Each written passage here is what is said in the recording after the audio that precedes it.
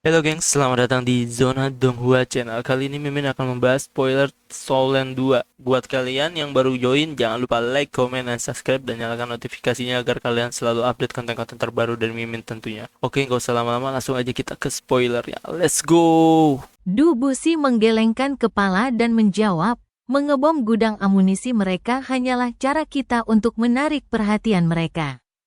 Bahkan, kita tak bisa membayangkan betapa ketatnya penjagaan mereka. Itulah sebabnya kita hanya perlu menciptakan kekacauan dengan mengebom mereka. Setelah itu, kita akan mencoba membunuh Su Tianran. Di saat yang sama, ada misi lain. Huo Yuhao bertanya, ada misi lain? Duke Macan Putih tidak memberitahuku apapun. Du Busi berkata, itu karena misi penting ini seharusnya diselesaikan oleh Heavenly Sun Douluo dan aku. Hanya kami berdua yang tahu tujuan sejati kami. Deteksi spiritualmu sangat kuat. Itu sesuatu yang belum pernah kami pikirkan sebelumnya. Jangan khawatir, kami tidak akan memberimu tugas yang paling sulit. Kami sudah merencanakan semuanya. Kami harap kau bisa menerima kami setelah kami menyelesaikannya, terlepas dari apakah kami berhasil atau gagal. Tugasmu adalah memastikan bahwa Titled Douluo yang terlibat dalam misi ini dapat melarikan diri dengan sukses. Setelah mendengar kata-katanya, Huo Yuhao langsung menghela napas lega. Senang sekali ia tidak perlu menghadapi bahaya. Kekaisaran matahari dan bulan adalah sarang singa. Jika Du Busi saja bersikap bijaksana, itu menunjukkan betapa sulitnya misi yang akan datang. Lebih baik ia tidak perlu terlibat langsung. Mengenai menerima mereka, setidaknya itulah yang bisa ia lakukan. Memastikan kekuatan tiga kekaisaran di benua Douro yang asli tetap terjaga sangat penting untuk menghentikan kekaisaran matahari dan bulan. Baiklah. Aku akan melakukan yang terbaik untuk membantu semua orang melarikan diri. Huo Yuhao setuju tanpa ragu-ragu. Du Busi senang, lalu tersenyum. Baiklah, kami akan merencanakan rute pelarian. Ketika saatnya tiba, kalian akan menerima kami dari rute ini. Berhasil atau tidak, kalian harus membantu semua orang yang kembali. Begitu kami bertemu kalian, keselamatan kami akan berada di tangan kalian. Huo Yuhao tidak langsung setuju kali ini. Ia berpikir sejenak sebelum mengangguk dan berkata, baiklah. Aku akan melakukan yang terbaik. Du Busi tidak langsung mengungkapkan rute pelariannya. Ia justru merogoh sakunya dan mengambil sebuah buklet kecil sebelum memberikannya kepada Huo Yuhao. Sayang sekali kau yang bertemu Muen, bukan aku. Aku memberimu buklet ini. Anggap saja ini sebagai hadiah karena telah membantu kami kali ini. Buklet itu seukuran telapak tangan. Tetapi Huo Yuhao terkejut ketika mengetahui bahwa buklet itu sangat berat ketika ia menerimanya, setidaknya mencapai 5 kilogram. Buku kecil itu berwarna emas kusam. Ada 4 kata yang ditulis dengan indah di sampulnya, rahasia tubuh. Huo Yuhao tertegun ketika melihat 4 kata ini. Ia segera mendongak untuk menatap Du Busi. Tetapi hanya melihat tatapan lembut di matanya. Penatua, aku tidak tahan lagi. Ini terlalu. Huo Yuhao tanpa sadar mengembalikan buklet itu. Du Busi melambaikan tangan dan menolak mengambil kembali buklet itu. Ia berkata dengan tenang. Tahukah kau betapa menderitanya sekte tubuh selama pertempuran antara kekaisaran jiwa surgawi dan kekaisaran matahari bulan di perbatasan? Hampir 2/3 elit di sekte tubuh telah meninggal. Termasuk beberapa master jiwa paling berbakat dari generasi muda. Sekte tubuh masih ada hanya karena aku selamat. Namun, begitu aku mati, sekte tubuh akan musnah bersamaku. Kekaisaran matahari bulan jauh lebih kuat dari yang kuduga. Dulu, aku terlalu egois dan percaya diri. Ketika kita diam-diam menyerang kekaisaran matahari bulan. Kita bahkan memberikan pukulan telak ke aula kebajikan agung. Saat itu, aku begitu yakin kita bisa menghadapi mereka. Namun, itu terasa seperti lelucon sekarang. Aku seperti katak di dalam sumur. Aku kehilangan relevansiku, yang menyebabkan kehancuran kita. Namun, aku percaya sekte tubuh masih bisa bertahan. Semua master jiwa di sekte tubuh memiliki bakat yang unik. Jiwa bela diri kalian juga merupakan jiwa tubuh. Kalian seharusnya bisa merasakan perbedaan antara jiwa bela diri dan jiwa tubuh. Kami jauh lebih berbakat daripada master jiwa biasa. Dan kami dapat memahami berbagai hal dengan lebih baik. Hal ini memungkinkan kami untuk menyelesaikan penyatuan jiwa dan kekuatan spiritual kami dengan lebih mudah. Dalam hal kemampuan, kami jauh melampaui para master jiwa jahat yang tidak memiliki masa depan. Namun, kami kalah. Bukan bakat atau kemampuan yang kami kalahkan, melainkan visi kami. Itu adalah kesalahan saya. Itulah mengapa saya harus melakukan sesuatu untuk sekte ini, apapun yang terjadi. Buku kecil ini berisi banyak rahasia jiwa raga. Buku ini juga merupakan koleksi terpenting di sekte tubuh. Hanya tubuh Douluo yang dapat mewarisi buku kecil ini. Aku meminjamkannya kepadamu untuk sementara. Jika aku selamat dari misi ini, kembalikan kepadaku. Jika aku mati, tolong kirimkan ke Akademi Shrek dan minta Akademi untuk mengembalikannya kepada sekte tubuh. Sementara itu, aku mengizinkanmu untuk membaca isinya. Kau juga tak perlu berterima kasih padaku. Aku melakukan ini bukan hanya untuk membantumu.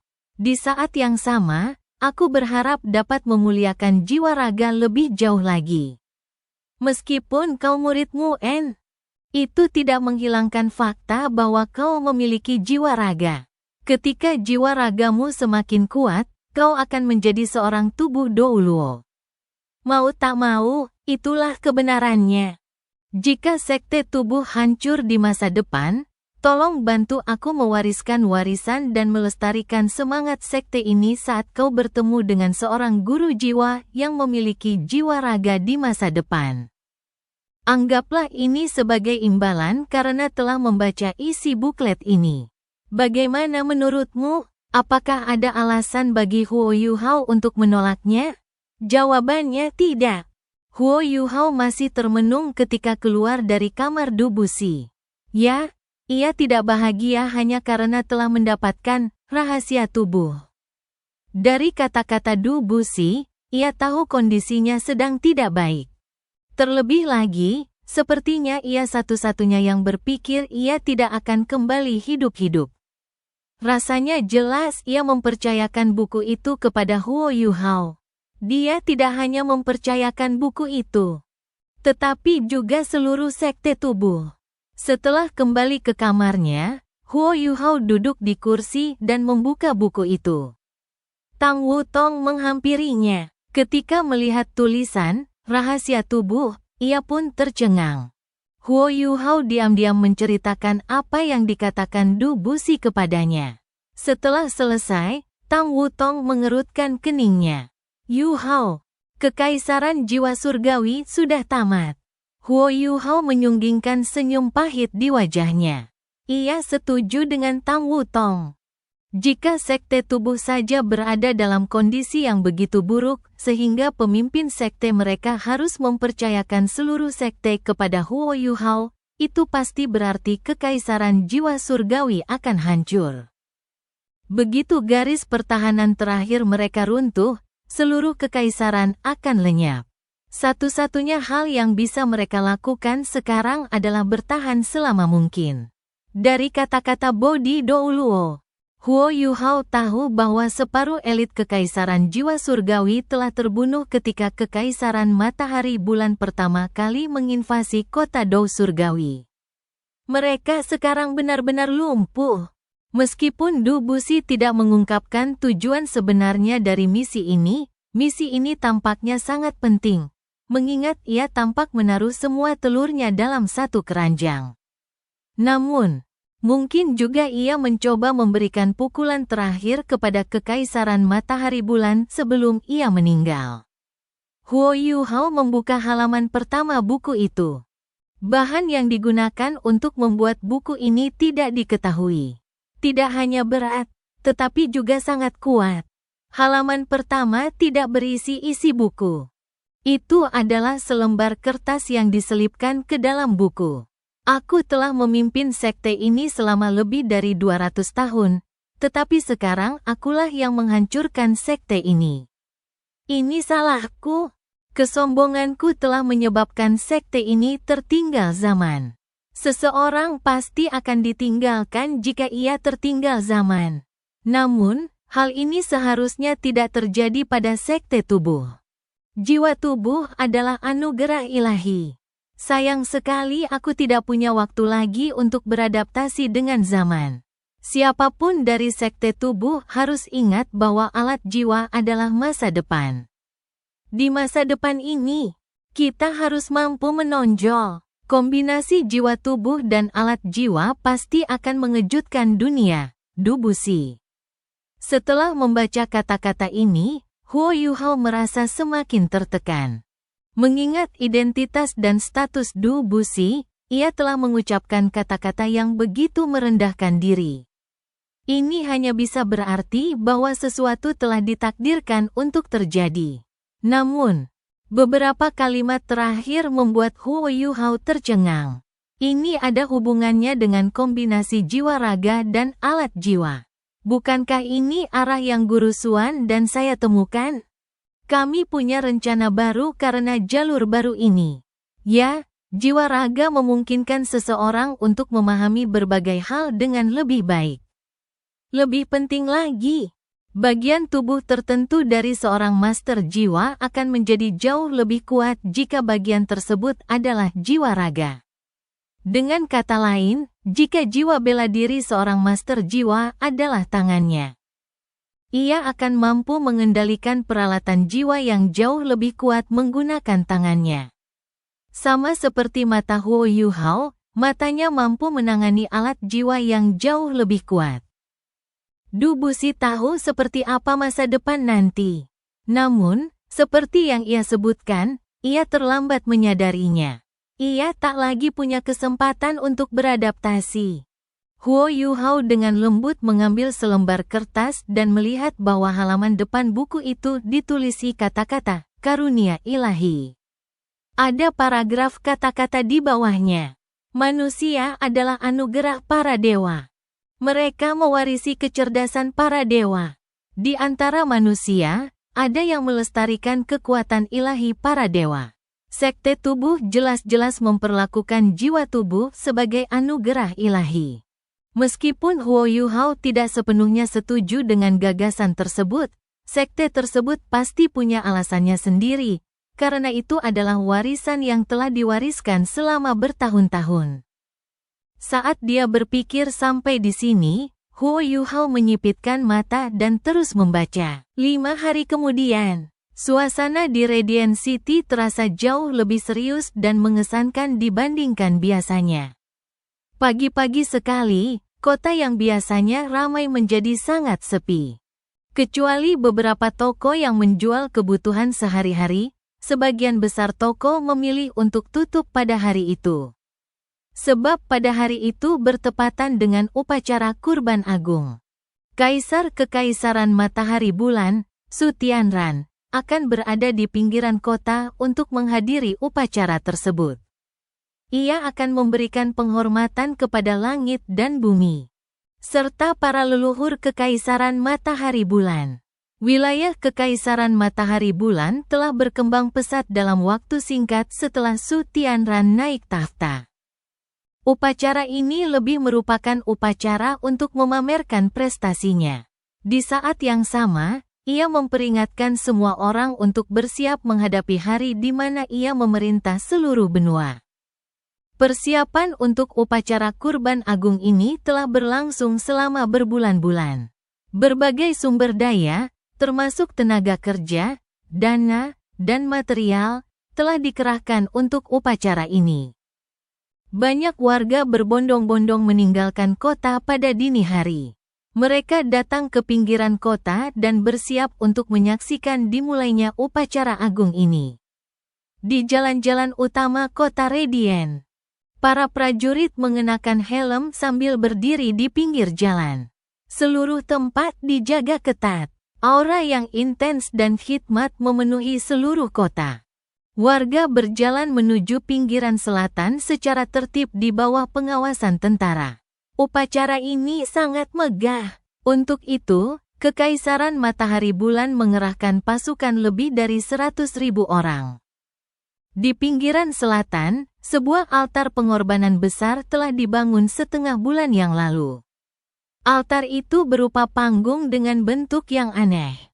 Sisi kirinya berbentuk lingkaran, sementara sisi kanannya berbentuk bulan sabit. Makna dari desain semacam itu berkaitan dengan matahari dan bulan, yang melambangkan Kekaisaran Matahari Bulan.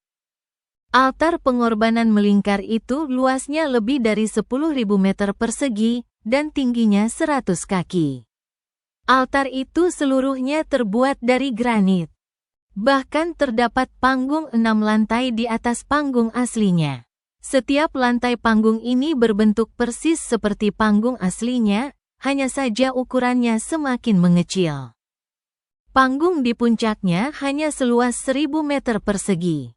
Dari bawah ke atas, warna platform masing-masing adalah merah, jingga, kuning, hijau, nila, biru, dan ungu. Warna-warna tersebut mewakili warna pelangi dan melambangkan segala sesuatu di langit dan bumi. Ada total 8 tangga batu di sekeliling altar pengorbanan yang semuanya mengarah ke puncak. Altar ini tidak hanya digunakan sekali, melainkan diwariskan dari generasi ke generasi, dan satu-satunya tujuannya adalah untuk menghormati surga.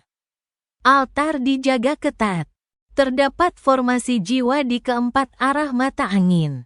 Meskipun skala formasi jiwa tidak sebesar Legiun Insinyur Jiwa mereka, formasi jiwa ini dibangun oleh Legiun Insinyur Jiwa Kekaisaran Matahari Bulan. Teknologi yang digunakan adalah yang tercanggih saat itu. Dari 100.000 pasukan yang dikerahkan untuk upacara ini, 40.000 menjaga altar. Sisanya ditempatkan di tempat lain.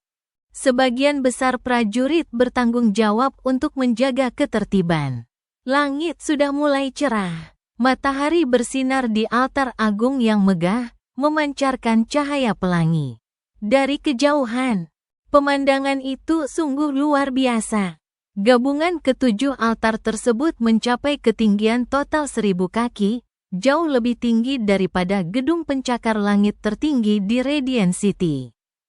Altar ini pasti akan menjadi salah satu bangunan simbolis Kekaisaran Matahari Bulan di masa depan. Atas perintah para prajurit, para warga berkerumun di sekitar altar hingga hampir tak ada ruang tersisa. Ada lebih dari 20 juta warga di Kekaisaran Matahari Bulan. Mereka membentuk inti kekaisaran. Sekalipun tidak ada 10 juta orang di sini untuk menonton hari ini, masih ada beberapa juta. Seluruh tempat itu padat penduduk saat ini, dan sulit untuk melihat ujung lautan manusia. Upacara tersebut dijadwalkan sekitar pukul 9 pagi. Energi matahari sedang paling kuat saat itu, dan menandakan kebangkitan berkelanjutan Kekaisaran Matahari Bulan di masa depan.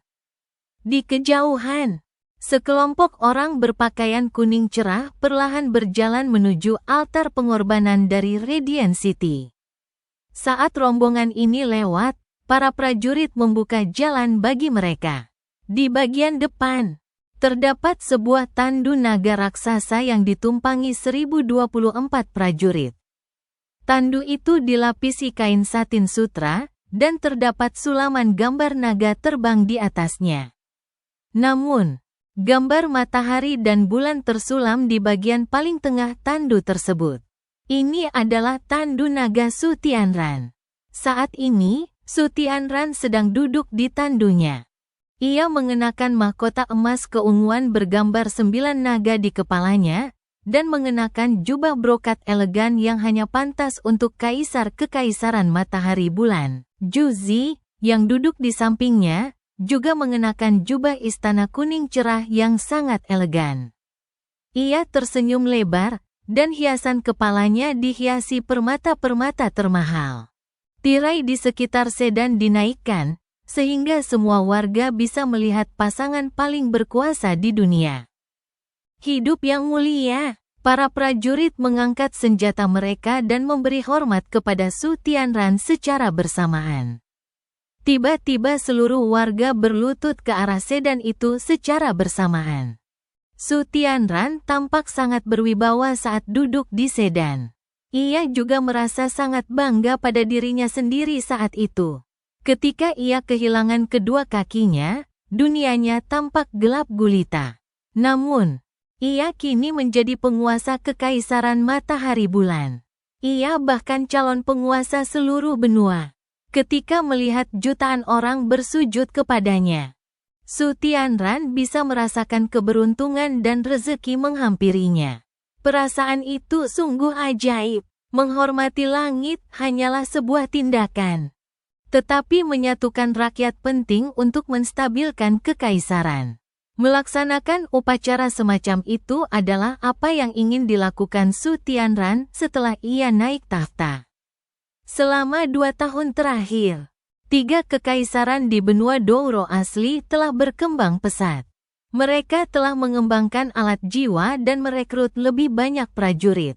Namun, bukankah kekaisaran matahari dan bulan juga mengalami hal yang sama?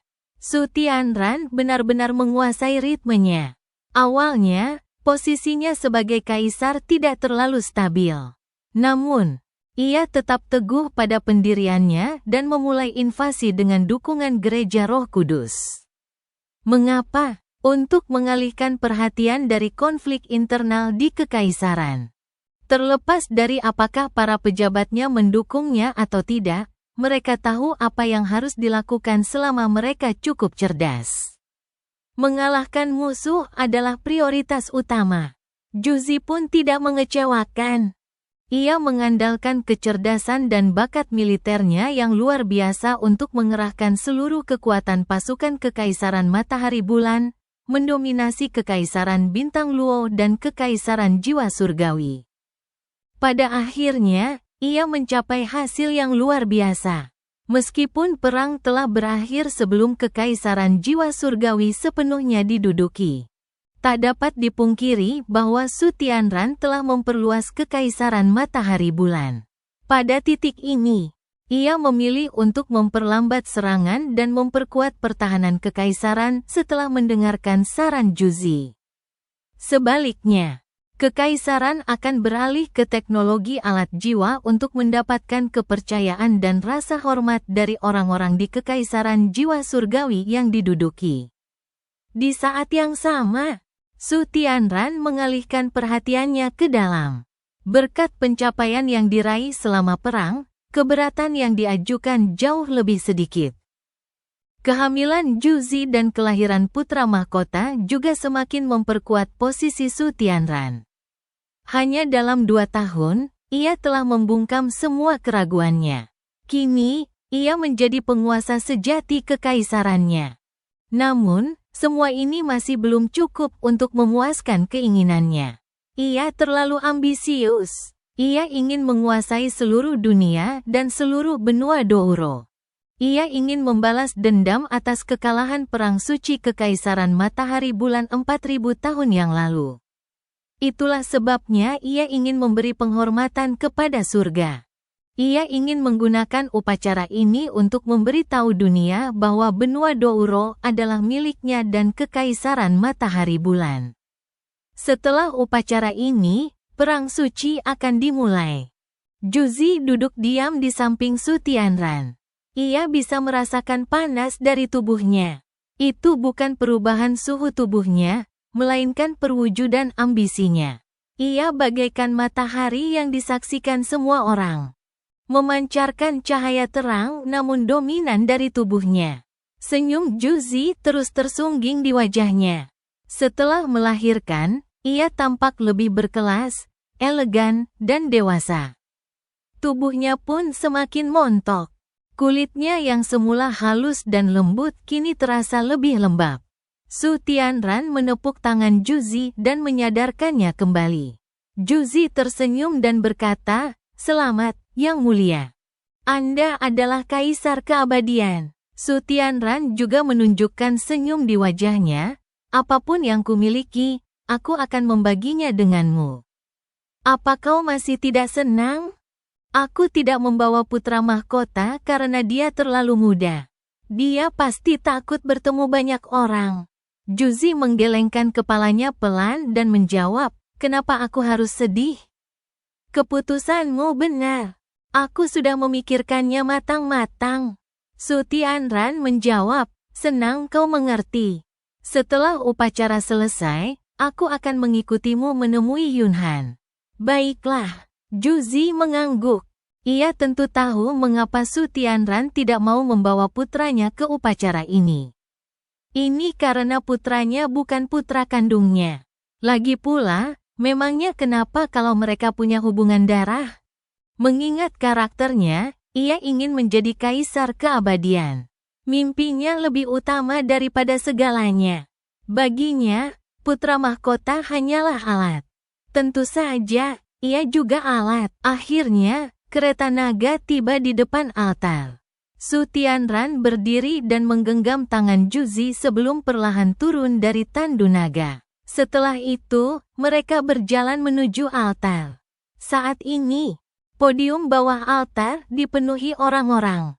Mereka yang layak berada di altar semuanya adalah tokoh-tokoh penting di Kekaisaran Matahari Bulan.